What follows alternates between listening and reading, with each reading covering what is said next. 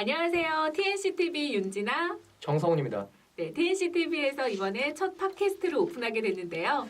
앞으로 여러분들에게 필요한 깨알 같은 정보들을 마구마구 뿌려드리겠습니다. 기대하세요. 네, 많은 관심 부탁드립니다. 감사합니다. 네, TNCTV가 야심차게 준비한 프로젝트 사람 심리 파헤치기 사심파 두 번째 시간입니다. 네, 사심파. 네, 지난 시간에 또 굉장히 유용한 말씀 많이 해주셨어요. 네, 이번에는 어떤 부분을 얘기해 주실 건가요? 우선은 뭐 첫 방송 나가고 또 반응이 너무너무 뜨거웠다고 네. 화상 환자들 속출하고 또 얘기들 많이 들었거든요. 그래서 너무 뜨겁게 하면 안 되겠다. 조금 약하게 하겠다는 생각을 좀 했습니다. 우선은 저번에 1편 찍고 네. 남편분하고 조금 관계가 회복되어진데 좀 활용해 봐라라고 했는데 좀 되셨나요?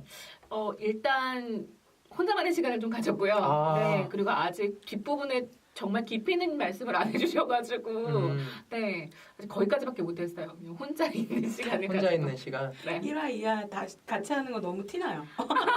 그러니까 1화, 2화를 네. 붙여서 녹화를 했는데 혼자만의 시간을 언제 가졌는지. 그러니까 거짓말은 좀 상상이 돼요. 그렇죠. 우리 페라 분들은 이렇게 살면 안 되겠죠. 네, 사람은 정직해야 됩니다. 무엇보다 교회를 열심히 다니는 거. 네.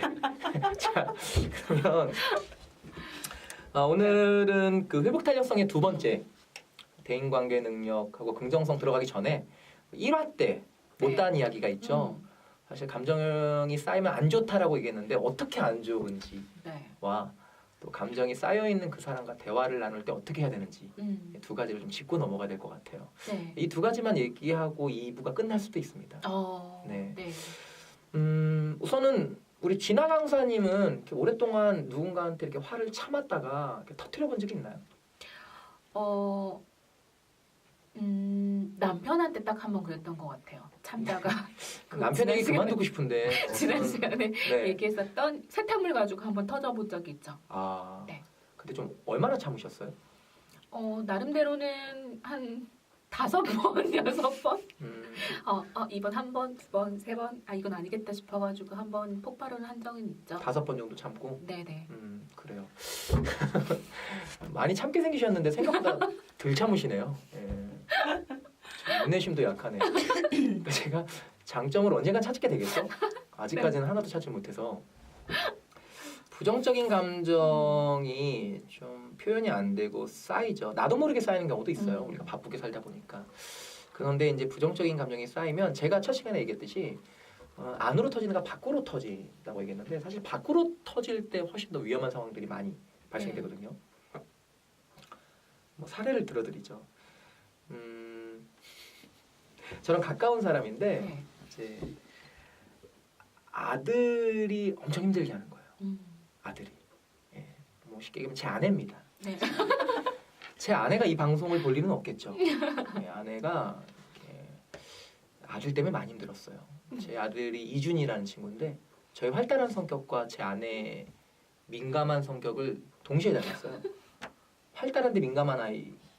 정말 상상하시면 안 됩니다. 굉장히 힘든 캐릭터고요. 사랑하지만. 예. 네. 우리 이준이의 특징이 잠을 잘 못 자요.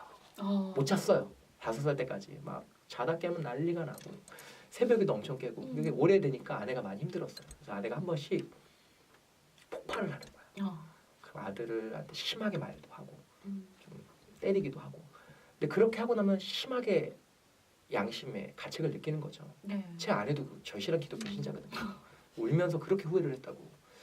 근데 문제는 그런 행동들이 반복되는 거죠. 그래서 제가 좀 도움을 줬죠. 원하지 않는 행동인데 반복되는 거면 아마 너가 그 행동을 하기 전에 반복적으로 겪는 사건이 있을 거다. 한번 찾아봐라. 제 아내가 찾았습니다. 어떤 건가요? 어떤 사건 뒤에 아들에게 그렇게 좀 심하게 행동을 했을까요? 대표님한테 스트레스 받고 난 다음에 역시 결혼하신 분들이라 결혼 안 하신 분들은 잘 모르실 텐데 네. 그러니까 저랑 심하게 싸우고 나면 제 아들에게 좀 왜냐면 제 아들이 저랑 똑같이 생겼거든요. 그냥 여기서 어려졌다고 생각하면 돼요. 네. 그러니까 아침에 눈 떴는데 남편은 없고 똑같이 생긴 아들에게 이 화가 가는 거죠. 이게 좀 전문적으로 가면 사실 제 아내가 멘탈이 훌륭하면 네. 멘탈이 훌륭하면 화를 낼 때 아들에게 얘기를 해야죠. 미안한데 니네 아빠 때문에 내가 너무 속상한데 너가 네 아빠랑 똑같이 생겼으니까 너한테 화를 낸다. 그럼 아들도 쿨하게 받아들일 수 있어요. 그래 엄마 그 정도 내가 받아들여 라고 할 수 있는데 사람이 그렇게 화를 또 안 내요. 예, 제가 또 심리학 공부를 하다 보니까 사람은 양심에 꺼리끼는 말과 행동을 최대한 피하려고 합니다. 네. 그러니까 그때 남편 때문에 아들한테 화낸다. 이거 좀 받아들이기 힘들거든요. 아 무슨 소리죠? 네, 죄송합니다. 예, 우리 스태프분이 참 좋은 환경 만들어 주시네요. 예. 근데 그렇게 화내지 않고 그냥 평소에 아들한테 마음에 들지 않는 거 가지고 화내는 거예요. 근데 이거 분석해 보면 저 때문에 화내는 거거든요. 네. 이거는 이제 전위됐다라고 합니다. 전위 심리학 용어인데 좋지 않죠. 그러니까 아들이 잘못해서 화내는 게 아니라 저한테 화났는데 이거를 아들한테. 예, 그 가정이 어떻게 되겠습니까? 혹시 4살짜리 아이가 있는 걸로 아는데 아들인가요, 딸인가요? 아들이죠. 남편한테 화난 걸 아들한테 쏟아부은 적이 있으신가요? 아니요. 저는 없는 것 같아요. 있을 거예요. 이게 무의식적으로 많이 일어나는 현상이라 함부로 네. 자기 자신을 그렇게 판단하지 말아주세요.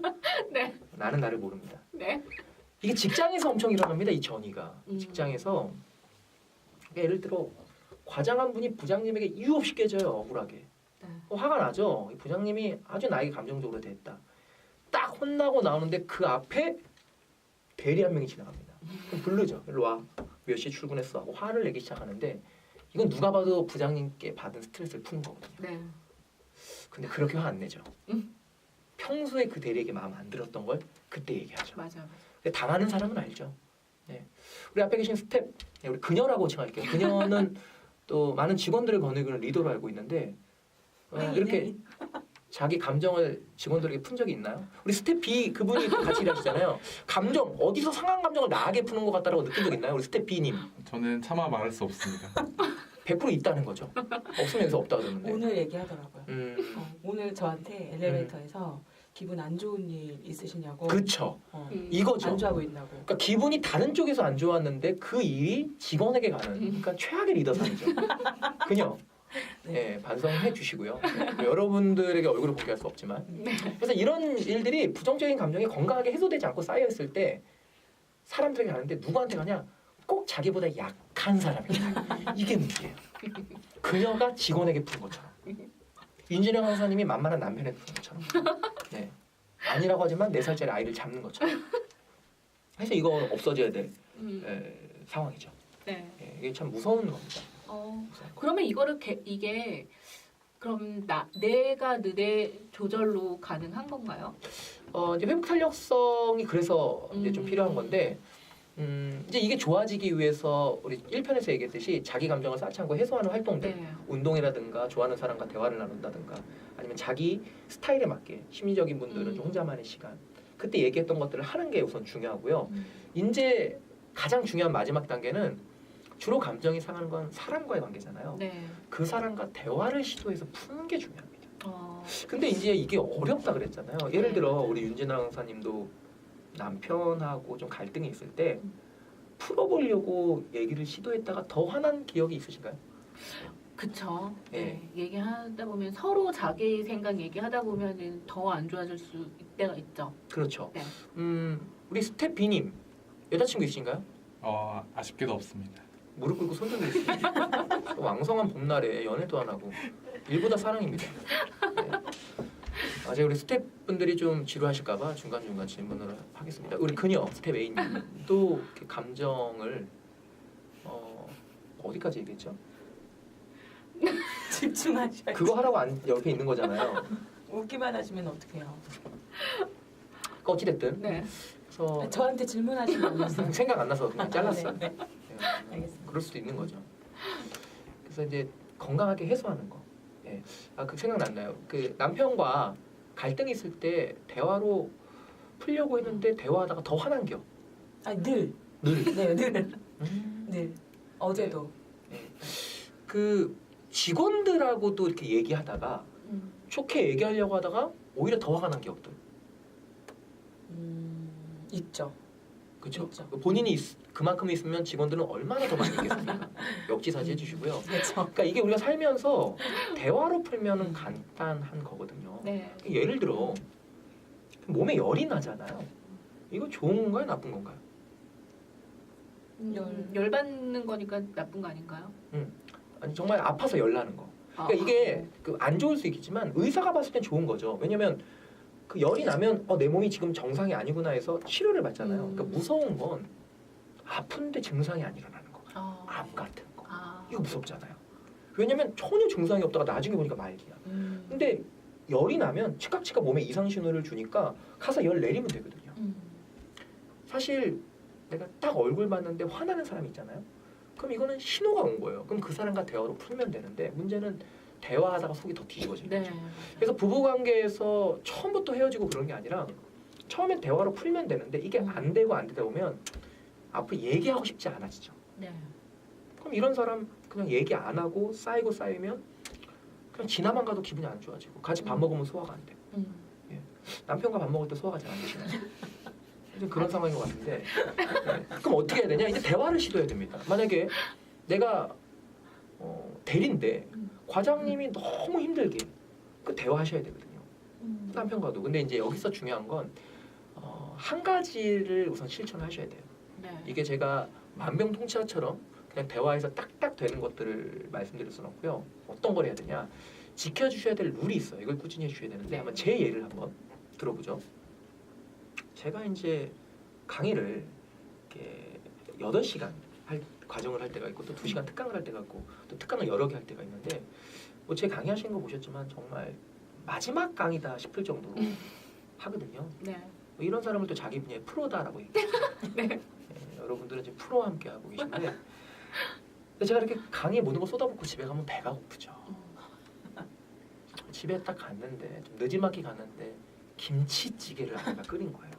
그 생리적인 욕구가 있습니다. 여러분들 그 직장 생활하다가 점심시간 중요하잖아요. 왜냐면 딱 맛있는 거 먹어야 스트레스 풀리거든요.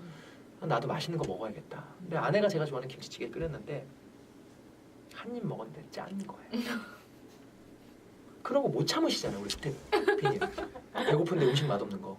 그렇죠. 그거 어떻게 하세요 그때? 다시 해오라고요. 아니면은 치킨 시켜요. 정말 최악이다. 우리 윤진 선생님은 이렇게 막 정말 맛있게 먹어서 스트레스 풀려고 했는데 막 음식 간이 안 맞아. 네. 그때 좀 어떤 반응이세요?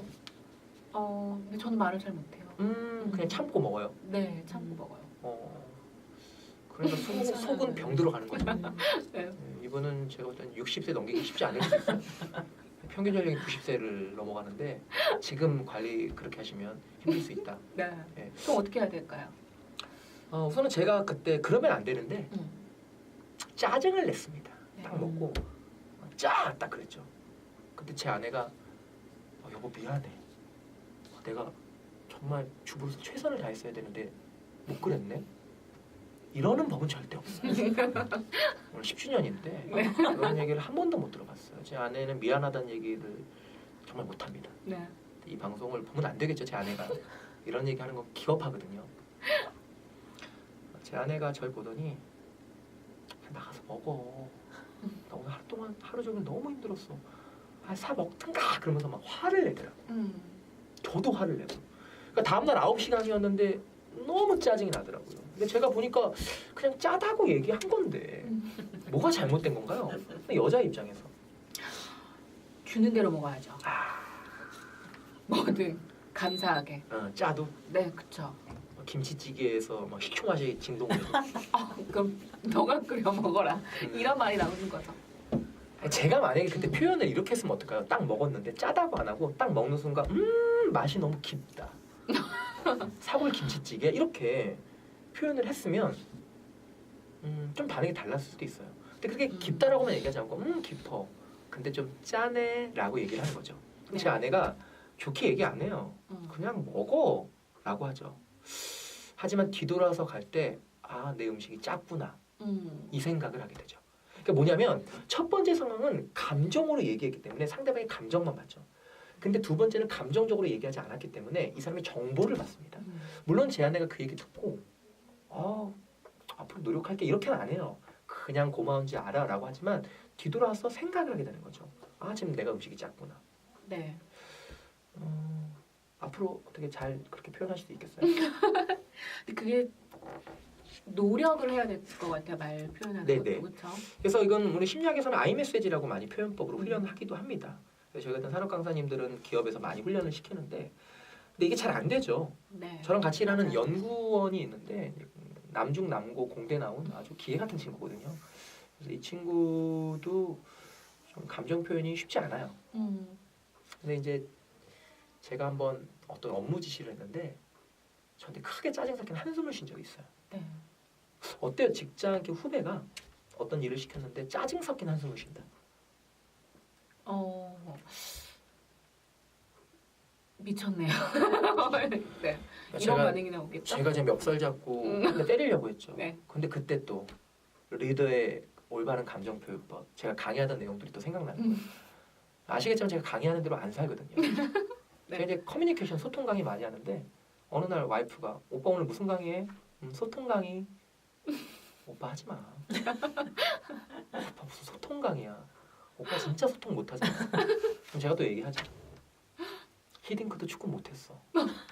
우리 목사님도 설교한 대로 못 살아. 딱 얘기하죠. 사실 가르치는 능력하고 또 그대로 사는 능력은 다르죠. 그러니까 제가 원래 가르치는 대로 안 사는데 그날은 한번 제가 가르치는 대로 해보고 싶은 거예요. 그래서 첫 번째가 뭐냐? 리더의 올바른 감정 표현법. 상대방을 비난하지 않고 서술하는 거예요. 그 행동을.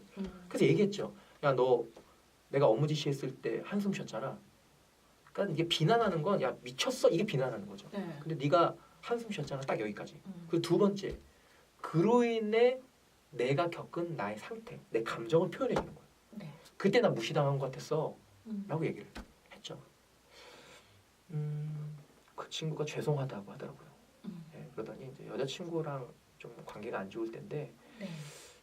그날 좀 싸운 날이라 빨리 업무 마치고 여자친구하고 대화하려고 했는데 제가 갑자기 일을 막 주니까 퇴근 시간이 길어지고 또 여자친구랑 싸워야 된다는 것 때문에 한숨을 쉬는 거예요. 이 얘기를 하는데 제 기분이 어땠을까요? 오해. 미안하죠. 그래서 제가 그 얘기 들으니까 정말 미안하더라고요. 그래서 미안하다고 얘기하고 그 친구도 다음날 오전까지 제출하라고 하고 만약에 제가 가서 야 인마 네가 미쳤어라고 하면 그 친구 스타일상 죄송합니다 하고 소리지 딱 자기가 참고 제 뒷모습 보고 엄청 욕했겠죠. 또 쌓였을 거고 또 제 곁을 떠났을 거고. 그러니까 이런 식으로 제 아내한테 음식이 짜다는 것도 좀 유머러스하게 감정적이지 않게 제 직원이 한숨을 쉬었지만 그냥 그 친구의 상황들을 좀 표현해주는 내 마음들을 이렇게 표현하는 훈련들을 꾸준히 하는 게 예. 그래서 당장은 좋아지지 않아도 남편이랑 가까운 사람들과 대화할 때 이런 식으로 내 마음을 표현해주고 상대방이 아, 이 사람이 지금 이런 마음이 이렇구나라는 것들을 지속적으로 공유해주는 이런 대화법이 예, 좀 마지막으로 필요하죠. 네. 그래서 들어보니까 근데 굉장히 좋은 말씀 많은 것 같아요. 그리고 남편 뭐 가정에서 하는 것 그리고 내 후배랑 접목하기는 굉장히 유용할 것 같긴 한데 사실 직장에서 네. 상사한테 이거를 대화로 풀기가 쉽지가 않잖아요. 그렇죠. 예. 그러면은 내가 좀 어려운 대상 나보다 뭐 윗사람이라든지 상사분한테 받는 스트레스나 이런 거를 어떻게 대화를 시도하면서 풀어야 될까요? 그렇죠. 그러니까 사실 네. 뭐 군대 갔다 온 사람들이 있을 텐데요. 우리 스테피님 군대 네, 다녀왔습니다. 갔다 오셨죠. 얼굴 표정은 참 안 갔다 온 표정인데 군대에서 제 친구가 이등병 짝대기 하나일 때 그렇게 고참들이 괴롭히더라는 거예요. 네. 좀 당하는 성격이야. 그러다가 한번 정색하고 이건 아닌 것 같다고 본인이 약간 정말 정색을 한번 한 적이 있대요. 어떻게 됐을까요? 맞은 거 아니에요? 끌려가서 미친 듯이 맞았죠. 미친 듯이. 그때는 좀 구타가 허용될 때라. 네. 근데 그 친구가 얘기하는 게 그 다음부터 그렇게 언행이나 여러 가지로 괴롭히는 횟수가 확 줄어들었다는 거예요. 물론 그 친구가 정색한 게 좋은 방법은 아닐 수 있지만 어떤 면에서 그렇게 내 기분이 좋지 않다는 걸 표현해 주는 게 필요하거든요. 만약에 계속 참았으면 수위가 더 세졌겠죠. 직장 상사한테 그렇게 정색하거나 할 수는 없지만 지금 제가 얘기해줬던 그 아이메시지 방법대로 자기 마음이 그렇다는 걸 지속적으로 표현해 주는 건 중요합니다. 단 직장 상사의 컨디션이 좋을 때 해야겠죠. 네. 직장 상사가 좋지 않을 때 하는 게 아니라 기분이 좋을 때 아니면 회식 때 좀 분위기가 좋을 때 내 마음이 이렇다는 걸 표현해주면 상대방도 감정에 따라 받아들이는 게 달라지거든요. 그래서 그렇게 좋은 타이밍 때 마음을 지속적으로 표현해 주는 것과 함께 그렇게 나도 좋게 표현하려면 나도 모르게 표정이 안 좋아질 수 있으니까 처음에 얘기했던 좀 감정을 쌓지하고 해소하는 활동들을 꾸준히 해주는 거. 예, 그래서 이것들의 실천이 필요하죠. 하지만 삶에서 쉽진 않습니다. 네. 아유, 오늘도 굉장히 좋은 말씀 해주셨는데, 네. 네. 감정 다스리는 방법, 네. 저는 또 직장에서 그리고 가정에서 굉장히 유용하게 또 활용할 수 있을 것 같습니다. 네, 네. 오늘 사실 감정 다스리기랑 그다음 대인관계 능력이랑 긍정성까지 말씀을 해주신다라고 했는데 네. 너무 얘기가 그쵸? 그쵸? 재밌게 하다 보니까 한번 또 네, 감정 다스리기까지 하고 벌써 이제 끝났어요. 네. 네, 다음 시간에 대인관계 능력이랑 긍정성 얘기 나눠봐야 될 것 같아요. 네, 다음 시간도 아마 대인관계 능력의 공감만 좀 집중적으로 얘기하면 끝날 것 같습니다. 네. 네, 거기서 뭐 회복 탄력성이 끝날 수도 있으니까 네. 여러분들 뭐 아쉬워도 좀 참아주시고 어찌됐든 부정적인 감정이 쌓였을 때 다른 사람들에게 전이되지 않게 네. 그리고 감정적으로 대화하지 않고 감정을 다스린 상태에서 대화를 꾸준히 하는 거 이 두 가지를 조금 지켜주시면 훨씬 더 회복 탄력성에 도움이 된다. 네. 그것만 기억해 주시면 될 것 같습니다. 네, 잘 기억해 주시고요. 그러면 저희는 또 다음 시간에 뵙도록 하겠습니다. 고맙습니다. 감사합니다.